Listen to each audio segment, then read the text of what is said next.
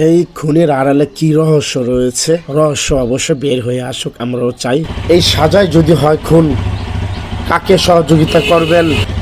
যেখানে আদর, দরদ, মায়া, ভালোবাসা, সেখানে বিশ্বাসঘাতকতা। আপনি যখন একজনের পাশে দাঁড়াবেন, সহযোগিতার হাত বাড়াবেন, টাকা পয়সা ধার দিবেন প্রয়োজনে, এই সহযোগিতা আপনার বিপরীত হতে পারে সাজা। আর এই সাজায় যদি হয় খুন, কাকে সহযোগিতা করবেন? কাকে টাকা পয়সা ধার দেবেন? সম্প্রতি রাজশাহী এক বিচারকের ছেলেকে খুন করা হয়েছে ছুরির আঘাতে। পরিচিত এক ড্রাইভারকে প্রতিবার বরাবর একাধিকবার টাকা ধার দিতেন বিচারকের ছেলে।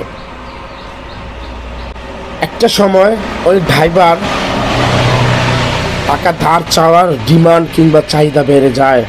বিচারকের ছেলে যখন অস্বীকার করে, নানান কৌশল কিংবা বাহানায় বিচারকের বাসায় ঢুকে, যে আমি বিচারকের ভাই, ওই বাসায় ঢুকে বিচারকের ছেলেকে ছুরি আঘাতে খুন করা হয়।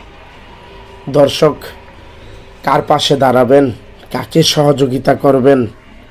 কাকে সহযোগিতার হাত বাড়াবেন?